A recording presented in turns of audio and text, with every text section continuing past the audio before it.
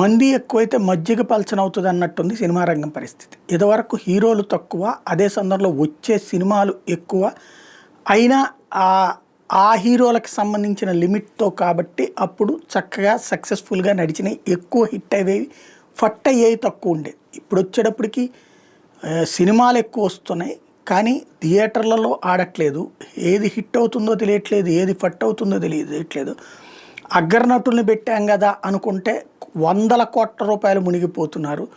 చిన్న నటులతో పెట్టింది ఒక్కోసారి ఏమో కోట్లలో వస్తుంది, ఒక్కోసారి అస్సలు రాకుండా పోతుంది. ఇప్పుడు ఫర్ ఎగ్జాంపుల్ ఆ మహావతార్ నరసింహ సినిమాకి ₹1,00,00,000 పెట్టి తెస్తే 300 కోట్ల రూపాయలు వచ్చింది.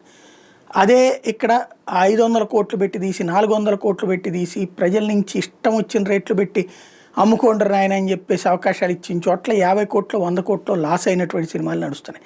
సినిమా రంగానికి ఇది ఒక పెద్ద పరీక్షా సమయం. ప్రజల నాడి బాగా తెలుసు అనుకునేటటువంటి వాళ్ళు విలవిల్లాడుతున్నారు.